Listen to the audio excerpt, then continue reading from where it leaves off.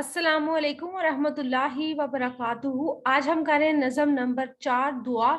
मस्जिद कुर्तबा में लिखी गई जो अल्लामा मोहम्मद इकबाल की दुआ है वो इसके मशकी सवालात आज हम कर रहे हैं। अगर आपको हमारी वीडियोस पसंद आ रही हैं तो हमारे चैनल को सब्सक्राइब करके वीडियोस को लाइक और शेयर करें और कमेंट करके बताएं कि आप मज़ीद कौन सी वीडियोस देखना चाहते हैं। आप में से मोस्टली लोगों ने मुझे कहा कि जिन दो नज़मों की मैंने तशरीह लिख के अपलोड नहीं की उसकी आप लिख के अपलोड कर दूं, तो मैं अभी कुछ मसरूफियात की वजह से मैं ऐसे वीडियोस अपलोड कर रही हूँ। तो अगले महीने से मैं तकरीबन फ्री हो जाऊंगी, तो मैं इन नज़मों की जो तशरीह है वो दोबारा से लिख के दोबारा वीडियो बना के अपलोड कर दूंगी। तब तक क्योंकि आपको स्कूल में ज़रूरत होगी इसलिए मैं ऐसे अपलोड कर रही हूँ, तो तब तक आप थोड़ा सा वेट कर लें या गुजारा कर लें। तो नेक्स्ट मंथ इंशाल्लाह नेक्स्ट मंथ के मिड तक मैं आपको इसकी जो तशरीह है वो लिख कर स्लाइड बनाकर मैं इसकी अपलोड कर दूंगी, ठीक है। और उम्मीद है कि आपकी शिकायत दूर हो जाएगी। और अब आज इसके सवालात के जवाबात की तरफ सबसे पहले चलते हैं। सवाल नंबर 1 है कि अल्लामा मोहम्मद इकबाल ने इस नज़म में किस आरजू का इजहार किया है। और अल्लामा मोहम्मद इकबाल ने इस नज़म में यानी नज़म दुआ में अल्लामा मोहम्मद इकबाल अल्लाह ताला से मुखातिब होते हुए कहते हैं कि ऐ अल्लाह तू मेरे दिल में रहता है और तू ही मेरे इश्क में आरजू बनकर बसा हुआ है और मुझे हर लम्हा तेरी जुस्तजू और तेरी तलाश रहती है। मेरी आरजू है कि मैं तेरी मार्फत को पा सकूं और तू मुझसे राजी हो जा। यही अल्लामा इकबाल की आरजू है। सवाल नंबर 2 है कि अल्लामा इकबाल की नज़म दुआ में के दूसरे शेर में किस तरफ इशारा किया गया है। और इसका जवाब है कि अल्लामा मोहम्मद इकबाल ये जो दूसरा शेर है नज़म का दूसरा शेर है, इसमें शायर अल्लामा मोहम्मद इकबाल इश्क हकीकी की तरफ इशारा करते हुए कहता है कि जो लोग अल्लाह की मार्फत पा लेते हैं उन पर कैफो सुरूर की ऐसी हालत तारी होती है कि वो दुनिया की लज्जतों से दस्ते कष्ट हो जाते हैं और अपना सारा वक्त याद इलाही में बसर करते हैं। यानी वो दुनिया की जो लज्जतें दुनिया की रंगीनियां होती हैं उनसे वो किनारा कशी इख्तियार कर लेते हैं और उसके बाद वो अपना सारा जो वक्त उनका होता है वो अल्लाह ताला की याद में बसर करते हैं। उनके जिस्म को याद इलाही से बिल्कुल इसी तरह तरोताजगी मिलती है जिस तरह के नहर के किनारे लाले के जो फूल लहराते रहते हैं और नदी की लहरें इसे हमेशा ताजगी और खुशी और सोज बख्शती हैं। बिल्कुल उस इंसान की हालत भी वैसी ही हो जाती है। सवाल नंबर 3 है कि अल्लामा मोहम्मद इकबाल की नज़म दुआ का मरकजी ख्याल लिखे। तो इसका मरकजी ख्याल ये है कि नज़म में इश्क हकीकी का तज़करा है कि अल्लाह से पुख्ता ताल्लुक इस तरह कायम करो कि इससे ताल्लुक कायम करने में आपकी मुकम्मल कोशिश हो। खुदा से इश्क इंसान को हमेशा गुलाब के फूल की माने तरोताज़ा रखता है। इश्क हकीकी की जुस्तजू खुद अकेले ही इंसान को करनी पड़ती है। इस तरह में कोई किसी का साथ नहीं देता। जिनके दिल अल्लाह की याद से मुनव्वर हो जाते हैं इन्हें दुनियावी आसाइश की कोई परवाह नहीं रहती। अल्लाह की याद से हर जगह पर रौनक हो जाती है।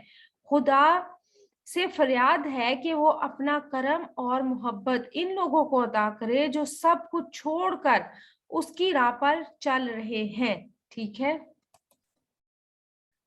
सवाल नंबर 4 है कि अल्लामा मोहम्मद इकबाल अपनी नज़म दुआ में क्या पैगाम देना चाहते हैं।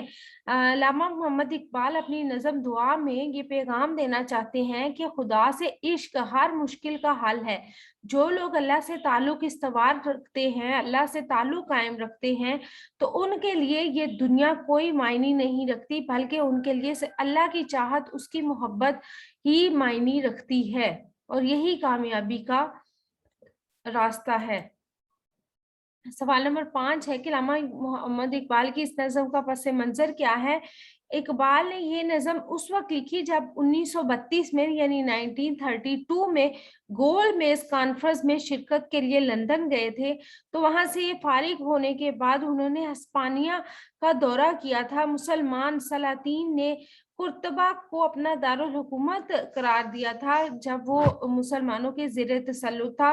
तो नज़म में अल्लामा मोहम्मद इकबाल ने कुर्तबा की जामिया मस्जिद में बैठकर ये तख्लीक की थी। ये नज़म जो दुआ है ये, और ये मस्जिद मुसलमानों के अरूज ज़वाल की दास्तान सुनाती है।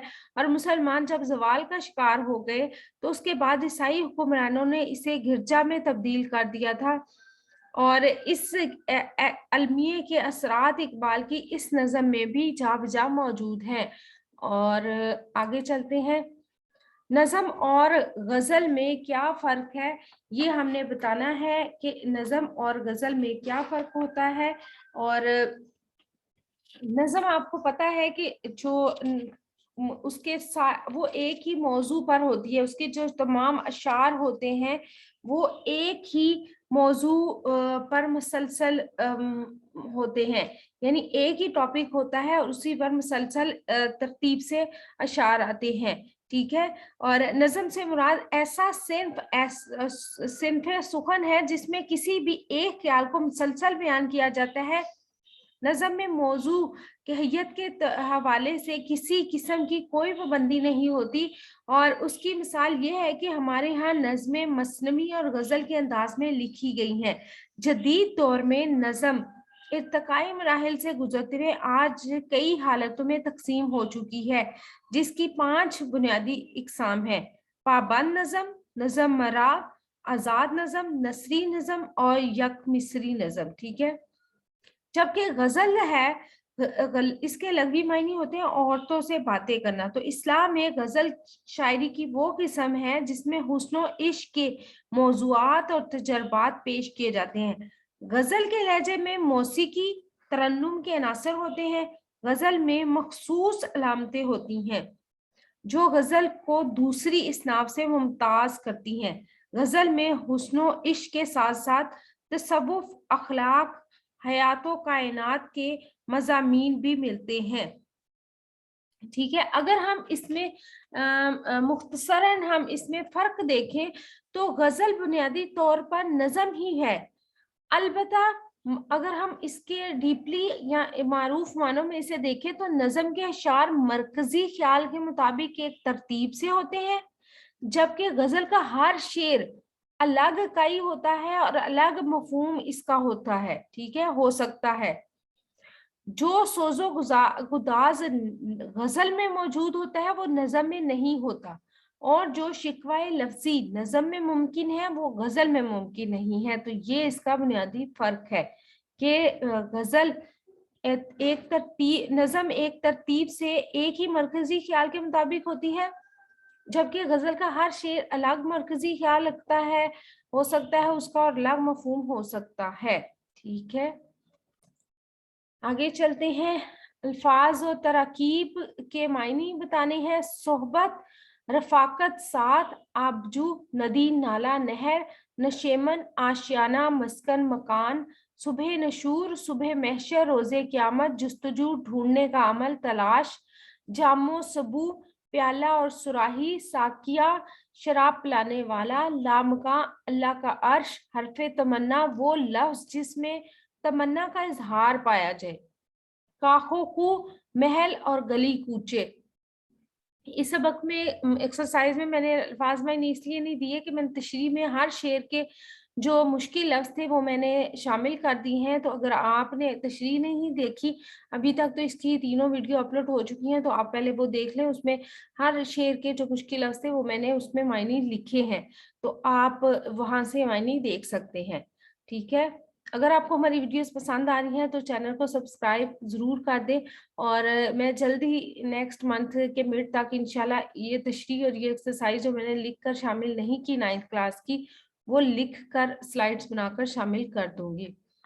ठीक है, बस वक्त की कमी की वजह से मैंने इस तरह आपको ये चाहिए थी तो इस तरह मैंने ऐसे अपलोड कर दी। और मुझे यकीन है कि आप हमारी वीडियोस को लाइक और शेयर लाजमी करेंगे और हमारे चैनल को जरूर सब्सक्राइब करेंगे। इसके साथ ही अल्लाह ताला मुझे और आपको नेकी की राह पर चलने की तौफीक अता फरमाए। अपना और अपने प्यारों का रखिएगा बहुत सा ख्याल, और इसके साथ ही हमें दीजिएगा इजाजत। रब रखा, अल्लाह ब्लेस यू।